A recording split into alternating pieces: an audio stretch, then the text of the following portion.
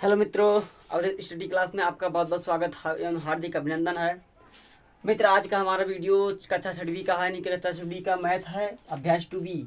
अभ्यास 2B का जो फर्स्ट क्वेश्चन है, वो फर्स्ट क्वेश्चन क्या कहता है मित्र कि संख्या रेखा पर अंकित योग तथ्यों को लिखिए। संख्या रेखा पर अंकित योग तथ्यों को लिखिए।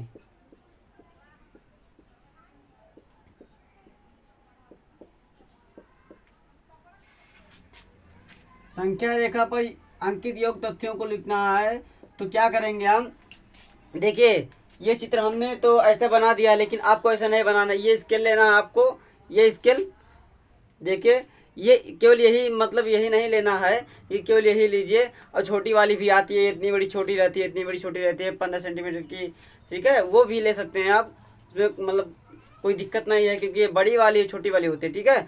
तो आपको क्या करना है, ये जो दूरियां हैं, ये जो दूरियां दिख रही हैं आपको, ये दूरियां, ये 1-1 सेंटीमीटर का है, तो आपको 1-1 सेंटीमीटर पर एक संख्या रेखा खींच लेना है, ठीक है, कहीं तक भी। और ये ए बिंदु मान लेना है, ये, और ये बी मान लेना है, ठीक है, ये बी। अब क्या करिए, 1-1 सेंटीमीटर पर ऐसे 1-1 सेंटीमीटर पर 1-1 सेंटीमीटर पर इसको दर्शा दीजिए। अब दर्शाने के बाद क्या करिए कि जैसे जैसे चित्र बनाया गया वैसे बना लीजिए।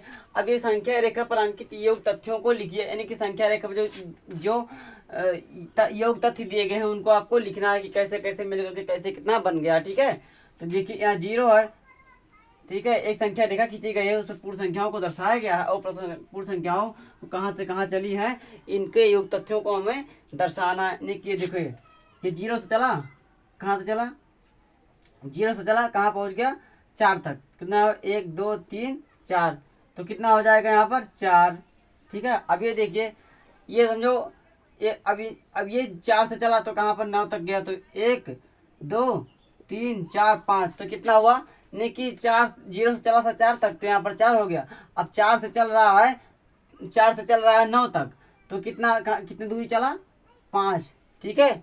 तो 4 और 5 को मिला करके जो देखिए ऊपर ट्रायंगल बनाया गया है, तो ये जो चिन्ह बनाया गया है, यानी कि ये जो सिंबल ऐसा बनाया गया है, ये योग को दर्शाता है, ठीक है, कि हमारे इन दोनों को मिला करके इन दोनों को यहाँ से चली थी 0 से 4 तक, और ये 4 से 9 तक, तो ये दोनों मिलाकर कितनी होगी, तो कितना होगा, 4 और प्लस 5 बराबर कितना हुआ, 9। यानी कि यहाँ से लेकर के और 9 तक, यानी कि यहाँ से लेकर के 9 तक कितना हुआ, 9, 4 प्लस 5 बराबर 9। ऐसे दूसरा 0 से चलता है कहाँ तक, 5 तक, 1 2 3 4 5, तो कितना हुआ, ये हो गया 5, ठीक है। 0 से चला था, 5 तक आया तो 5 हो गया। अब फिर 5 से चलता है कितना, 11 तक। तो देखिए, अब बहुत लोग करते हैं ना कि जहाँ यहाँ पर आया 0 से 5, तो यहीं से 1 जोड़ना स्टार्ट कर देते हैं। नहीं, ऐसा नहीं करना है, ठीक है। नहीं कि यहाँ तक तो ये था, अब इसके बाद से ये है ना, तो इसको छोड़ करके हम 1 गिनेंगे, ठीक है, ना कि 5 को भी 1 2 3 4 ऐसा कर ले, ऐसा नहीं करना, ठीक है। इसको छोड़ देना है, यहाँ से 1 2 3 4 5 6, तो कितना हो गया, 11 तक नहीं गया ये, हाँ 11 तक गया, ठीक है। तो क्या देखे, 1 2 3 4 5 हो गया, 1 6, यानी कि 5 इधर और 6 इधर, कितना हुआ, 6 और प्लस, यानी कि 5 प्लस 6, और अब कितना, 6 5 11 होता है, ठीक है। यानी कि यहाँ से यहाँ तक चला, कितना चला था, 5, ठीक है। अब यहाँ से 11 तक चला था, तो कितना चला 6, ठीक है। यानी कि आपको 1-1 सेंटीमीटर पे खींचना है, और 1-1 सेंटीमीटर पे खींचने के बाद जैसे जैसे मैं बता रहा हूँ वैसे वैसे आपको गणना करके, यानी कि जोड़ करके, यानी दर्शा करके और लिख देना है, ठीक है। सेम 6 हो गया, यानी कि 5, इसको उसको दोनों को जोड़ करके कितना हो गया, 6 5 11। ये हो गया, पहला क्वेश्चन हो गया आपका। अब दूसरे क्वेश्चन की ओर बढ़ते हैं।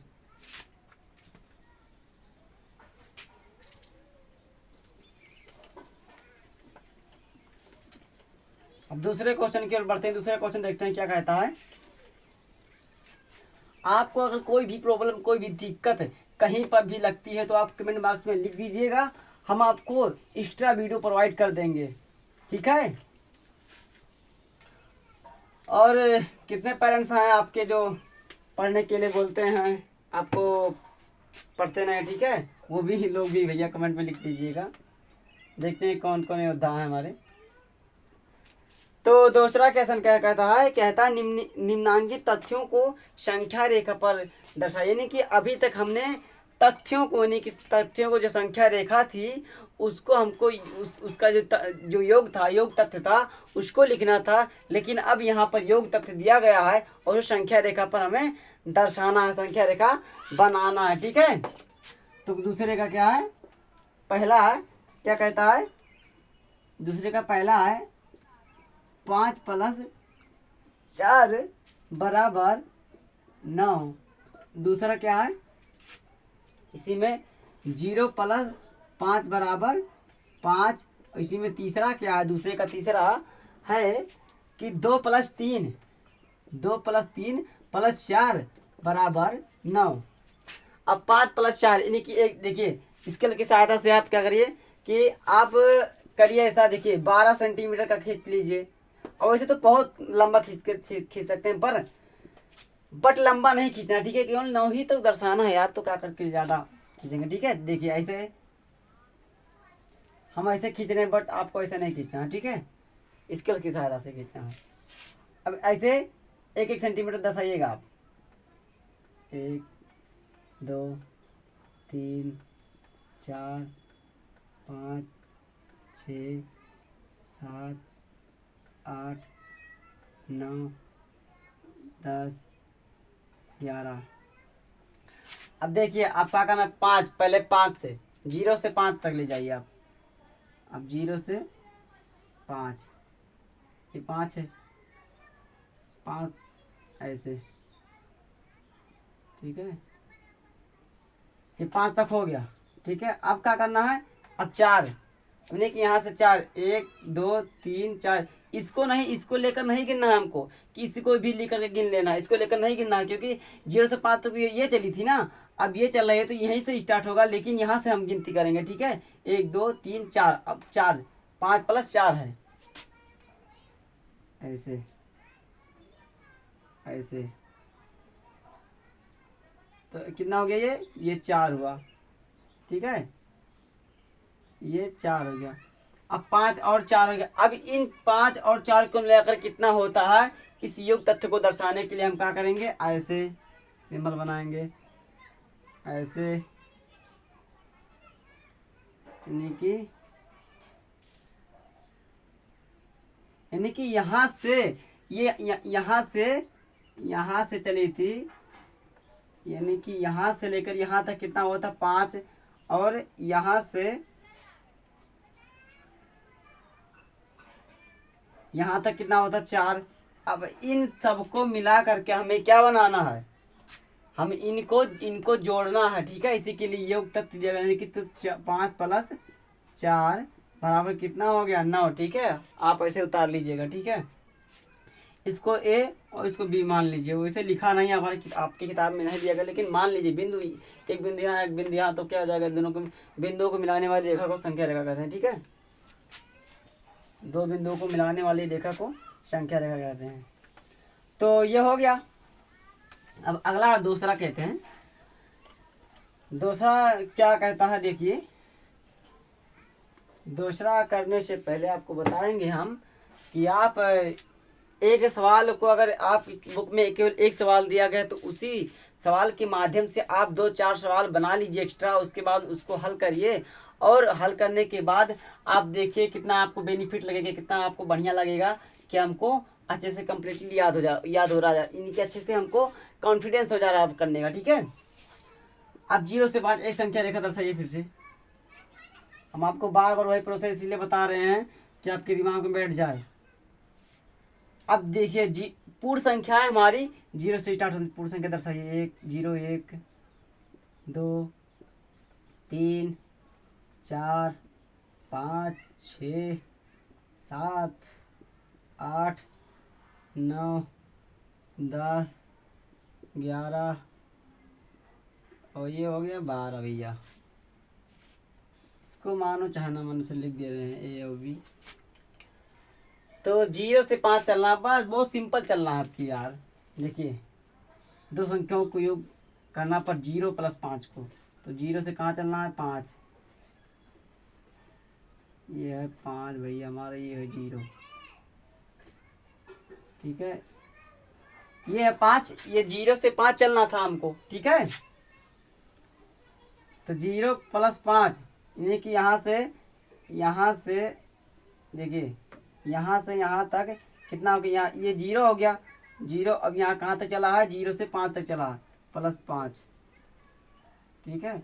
0 + 5।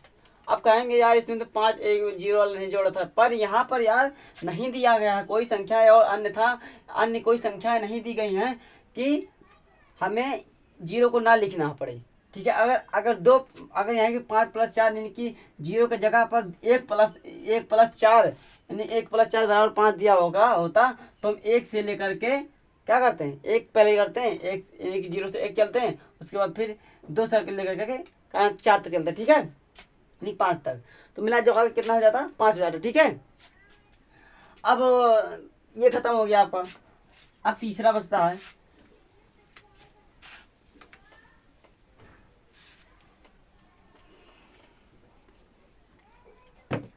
अब तीसरा क्या है, देखिए 2 + 3 + 4 = 9।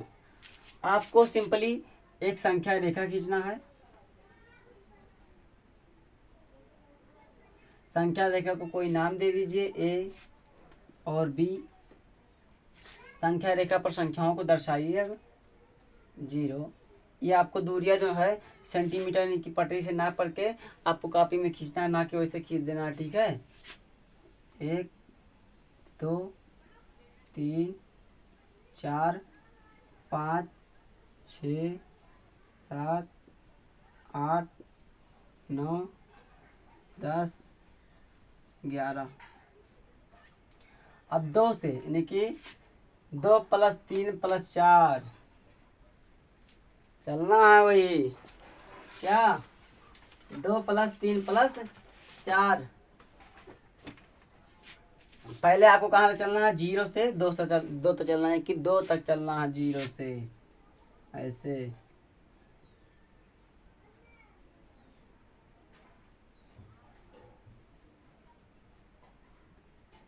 ये कहाँ तक हो गया आपका 2, ठीक है। अब फिर 3 चलना है, तो 1 2 3,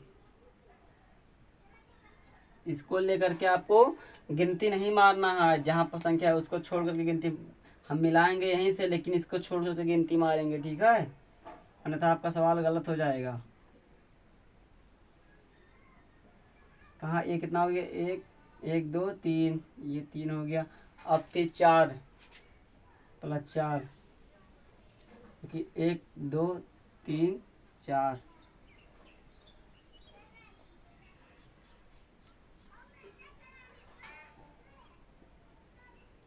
अब इनको नहीं कि अब ये तो अलग अलग संख्या है गई, अब इसका भी जोड़ा नहीं गया है। इसको कैसे जोड़ेंगे, देखिए इसको ऐसे 2 + 3 + 4 ऐसे, अभी ऐसे सिंबल करेंगे, उसके बाद तभी होगा। यहाँ से यहाँ तक का योग कितना है 9, 2 + 3 + 4 = 9। दूसरे का तीनों सवाल आपको संख्या रेखा यानी कि जो योग तथ्य नहीं योग तथ्यों को दर्शाना था हमें संख्या रेखा पर, वो हमने दर्शा दिया है, ठीक है। अब आपको तीसरा सवाल निम्नलिखित तत्वों में रिक्त स्थानों की कुछ पूर्ति भरनी है, यानी कि रिक्त स्थानों को भरना है। भरना आपको हम बता रहे हैं अभी। ये कम्प्लीटली खत्म हो गया दूसरा। अब दूसरे का यानी कि तीसरा है, दूसरा तो खत्म हो गया, तीसरा है।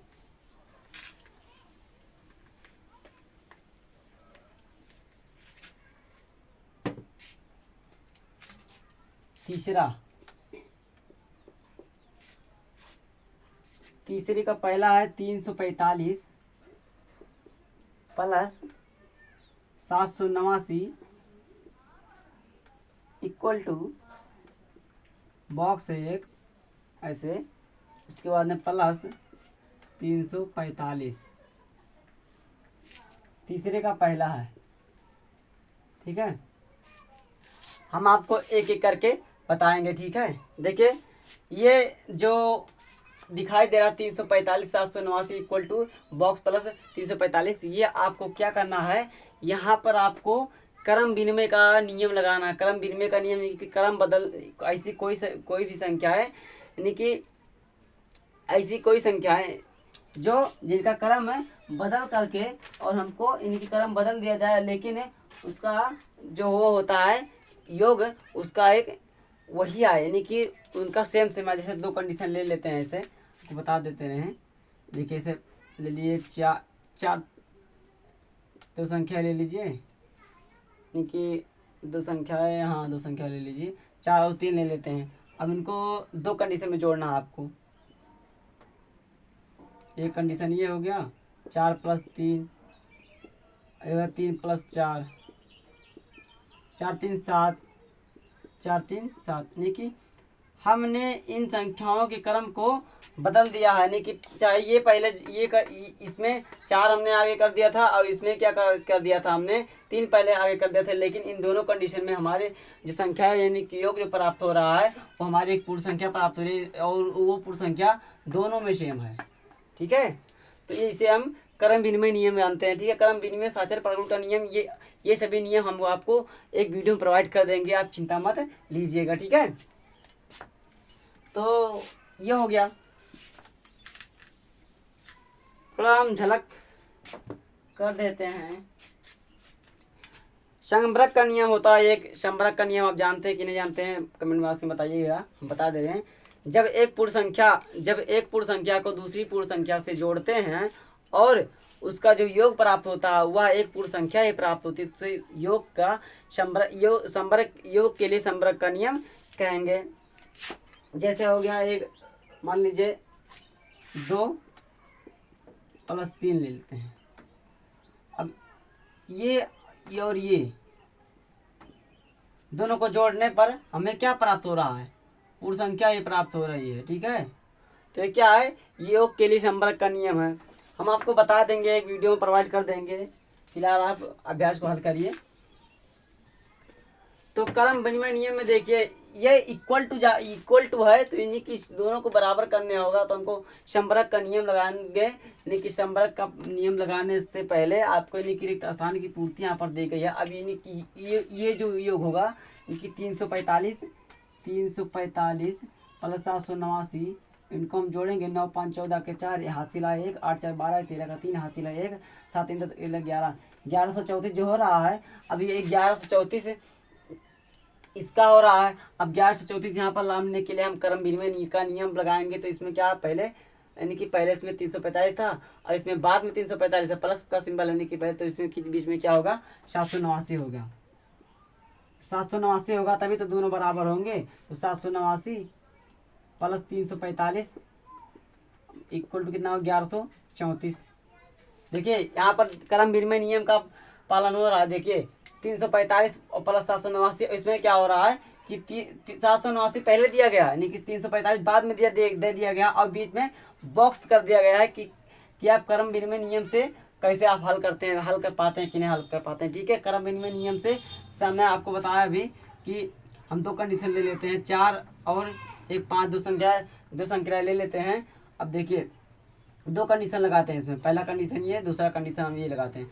4 + 5 कितना होगा, 4 5 9, और इसमें ये इसके क्रम को हम बदल देते हैं। देखिए पहले इसमें 4 है लेकिन इसमें हम पहले 5 कर दे रहे हैं। 5 + 4 = 2, यानी कि दोनों कंडीशन में हमारे जो सेम आ रहे हैं, सेम प्रोसेस आ रहे हैं, तो हम इसमें क्रम विनिमय नियम का पालन करेंगे, क्रम विनिमय नियम को लगाएंगे। ठीक है, अब क्रम विनिमय नियम से जो बॉक्स है इस बॉक्स में कितना भरा जाएगा 789।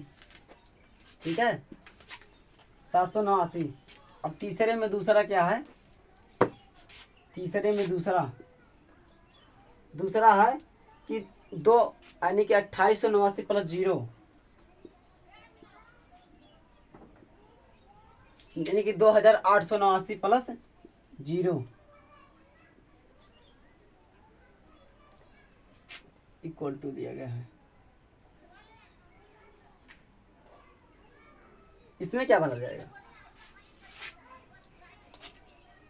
2889 प्लस 0 बराबर कितना होगा, बस 2889। क्रम विनिमय का नियम लगाइए आप, उत्तर आपका ऐसे देखिए 2800 प्लस 0 ऐसे कर देंगे आपको। देखिए 2889 प्लस 0 कितना होगा, 2889। देखिए इसमें 2889 प्लस 0 बराबर 2889। 2889 इधर भी आ रहा है और 2889 इधर भी आ रहा है, ठीक है। यानी कि यहाँ पर क्रम विनिमय का नियम लगाए गए ना कि ऐसे उल्टा सीधा उत्तर माला दे करके आप छाप दीजिए। छापना नहीं है, क्रम विनिमय का जब नियम लगाएंगे आप तो सिंपली एकदम सरल तरीके से निकल जाएगा इसका आंसर, ठीक है। दूसरे में क्या होगा, 2889। अब तीसरे का तीसरा है, तीसरे का तीसरा है 234 प्लस 456 प्लस 789। उसके बाद एक बॉक्स दिया गया है इक्वल टू कर करके, एक बॉक्स है, उसके बाद में प्लस 456 प्लस 789, ठीक है।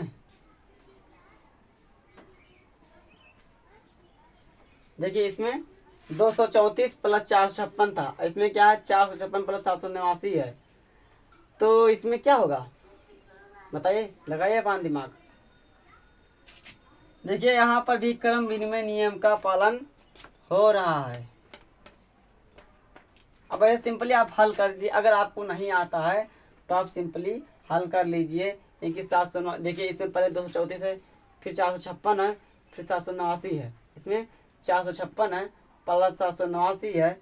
हाँ तो क्या होगा इसमें, इसमें भी कोई संख्याएं भरी जाएंगी, ठीक है। वो संख्याएं क्या हैं, देखिए क्रम विनिमय नियम से क्या होगा, क्रम विनिमय नियम से आपको क्या करना होगा, क्रम विनिमय नियम से बस सिंपली है,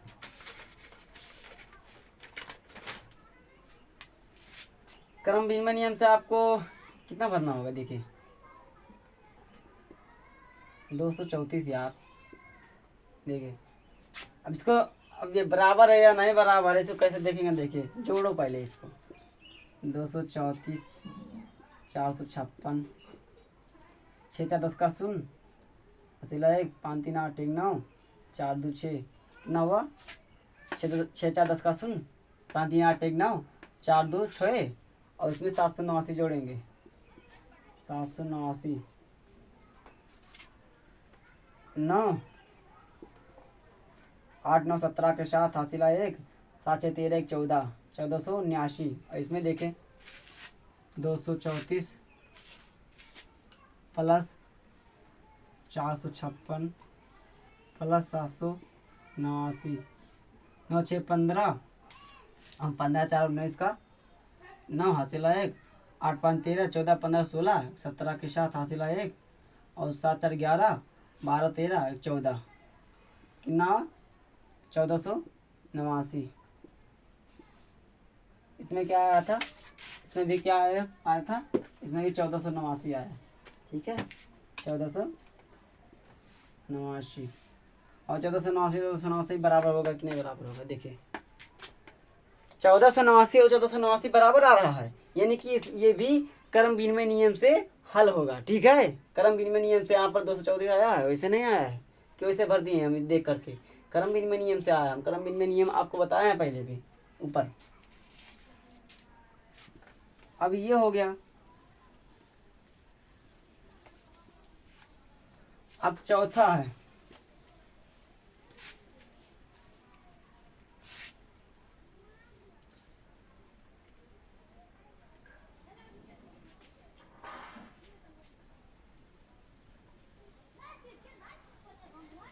अब चौथा क्या कह रहा है कि क्रम विनिमय नियम यानी कि पूर्ण संख्याओं के लिए घटाने की संक्रियाएं, यानी कि चौथा क्वेश्चन हम लिख दे रहे हैं आपको कि समझ में आ जाए। पूर्ण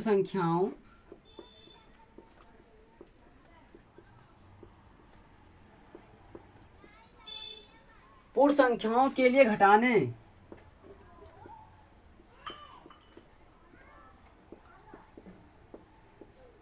पूर्ण संख्याओं के लिए घटाने की संक्रियाएं, घटाने की संक्रिया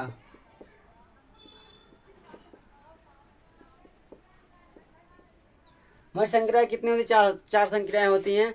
जोड़, घटा, जोड़ घटाना गुणा, उसके बाद भाग। हमारी चार संक्रियाएं होती हैं। इस संक्रिया, इन्हीं को संक्रियाएं कहते हैं, इन्हीं की संक्रिया करते हैं। ठीक है, इन्हीं को हम संक्रियाएं बोलते हैं। पूर्ण संख्याओं के लिए घटाने की संक्रिया क्रम विनिमय नहीं, क्रम विनिमय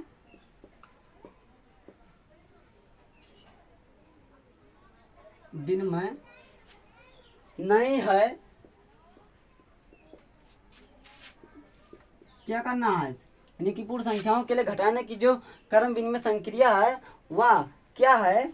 वह अगर नहीं है, पूर्ण संख्याओं के लिए घटाने की क्रम विनिमय संक्रिया अगर नहीं है, ठीक है, तो तीन विभिन्न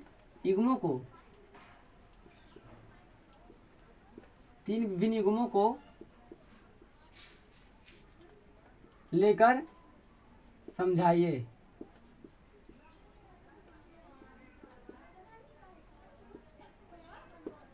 हम जानते हैं कि जो क्रम विनिमय का नियम होता है वह घटाने पर फॉलो नहीं करता है। देखिए कैसे, देखिए अब जोड़ का पहले ले लीजिए, 2 + 3 एक, जैसे 2 और 2 3 ले लीजिए, 2, 3। ठीक है, अब इन पर जोड़, 2 कंडीशन लगाइए इस पर। 2 + 3 1 हो गया, 1 3 + 2 2 2 3 5 हो गया, और 3 और 2 5 हो गया। ठीक है, तो दोनों कंडीशन में क्या हो रहा है कि हम इसका क्रम, देखिए इसका क्रम पहले था और इसका क्रम बाद में है। ठीक है, इसमें पहले ये है, तो हम इसमें क्रम बदल देते हैं, लेकिन हमारे क्या होती है, जो योग होता है वह एक पूर्ण संख्या, और वो भी सेम, दोनों कंडीशन में सेम आती है। तो हम क्या करते हैं कि पूर्ण संख्याओं के लिए जोड़ की जो संक्रियाएं हैं क्रम विनिमय नियम का पालन करती हैं। अब इसमें ऐसे घटाना के ले लीजिए, क्या हमको तीन युग्मों को, यानी कि 3 युग्मों को लेकर समझाना है। देखिए पहला मान लेते हैं 2 3 ले लेते हैं, 2 कंडीशन लगाना है इसमें। पहला कंडीशन लगाइए, क्या 2 - 3 बराबर, इसमें फिर एक कंडीशन 2 3 - 2, तो 2 - 3 बराबर कितना होगा, -1। उसके बाद 3 - 2 बराबर कितना होगा, 1। देखिए ये सेम है, नहीं सेम है, इसमें माइनस है, इसमें -1 है, इसमें एक ये ऋणात्मक 1 है, ये धनात्मक है। तो हमारी जो ये देखिए एक कंडीशन सेम नहीं है, लेकिन उसमें हमने क्या देखा था, जोड़ में देखा था कि दोनों कंडीशन लगाने पर हमारी जो योग होता है, पूर्ण संख्या होती है, वो अपूर्ण संख्या भी प्राप्त होती है। लेकिन इसमें क्या हो रहा है, देखिए एक कंडीशन में पूर्ण संख्या प्राप्त हो रही है, लेकिन पूर्ण संख्या क्या होती है, पूर्ण संख्या हमेशा धनात्मक होती है, ऋणात्मक पूर्ण संख्या कभी होती नहीं है। और इसमें क्या हो रहा है, देखिए -1 यानी कि पूर्ण संख्या हमें प्राप्त नहीं हो रहा है।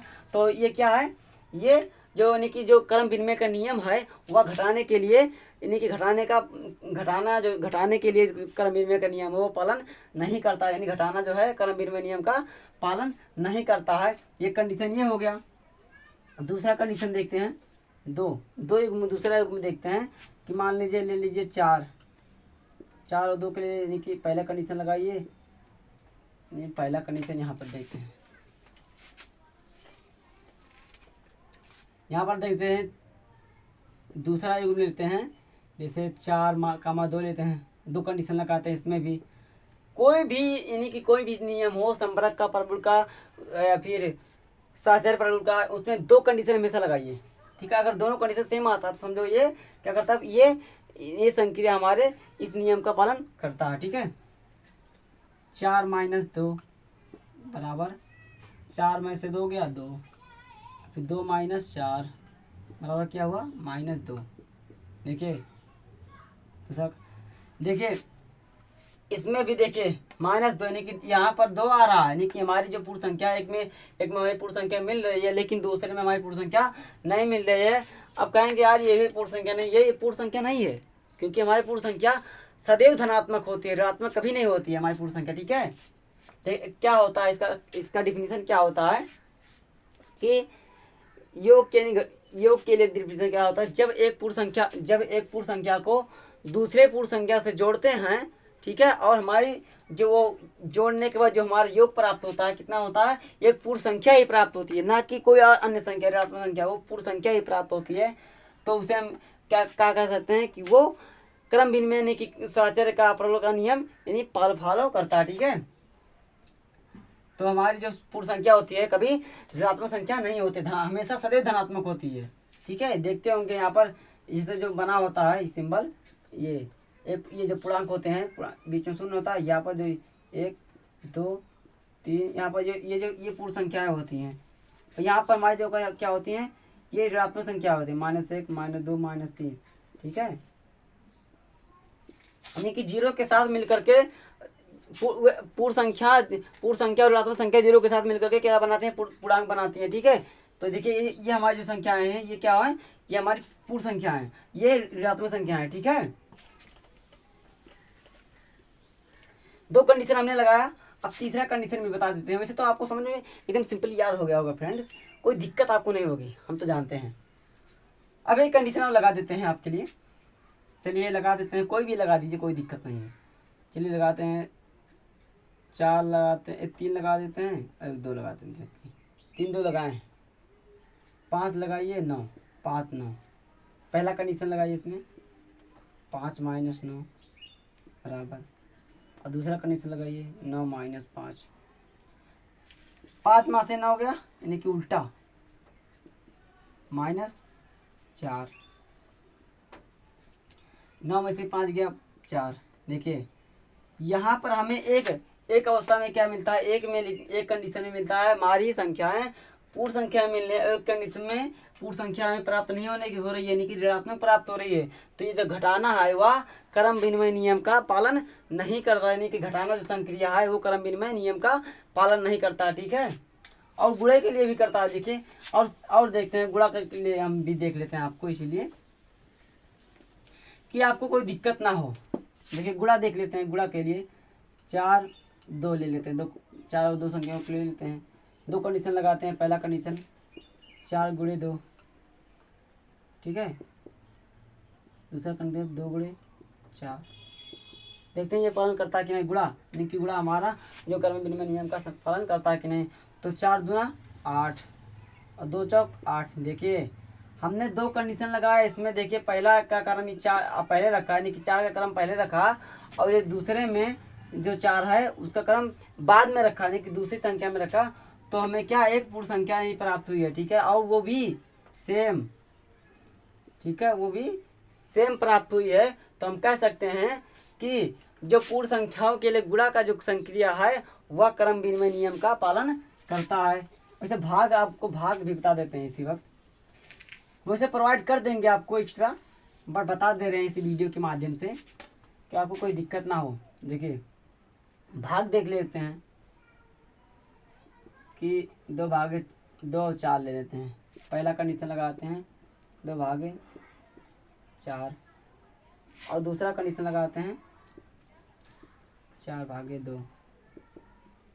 अब ऐसे देखिए 2 में 4 का भाग दे दीजिए, ठीक है, 2 में 4 का भाग दे दीजिए आप 2 में 4 का भाग देंगे तो क्या होगा। देखिए 2 में 4 का भाग दीजिए, 2 दूना 4 शून्य, कितना प्राप्त हुआ 2, ठीक है। अब 4 का 2 में भाग दीजिए, ओहो क्या हुआ, अरे यार ये तो नहीं जाएगा ना, 0 पाए, दशमलव लगाते हैं 0, 4 5 6 20,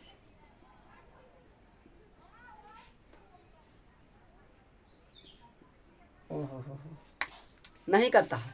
देखिए भाग भी हमारा क्रम विनिमय नियम का पालन नहीं करता। भाग संक्रिया जो होती है, देखिए हमने क्रम बदल दिया इसका, लेकिन जो क्रम बदलने पर हमारी जो संख्याएं हैं वो भिन्न भिन्न प्राप्त हो रही हैं, एक जैसा प्राप्त नहीं हो रही हैं। तो हम कह सकते हैं कि पूर्ण संख्याओं के लिए जो भाग का क्रम विनिमय नियम पढ़ा है वह जो भाग संक्रिया है वह क्रम विनिमय नियम का पालन नहीं करता है। ठीक है, तो इसी के साथ ये हमारा अभ्यास कक्षा 6वीं का अभ्यास 2B समाप्त होता है। मिलते हैं फिर अगली वीडियो के साथ, बने रहिए हमारे साथ।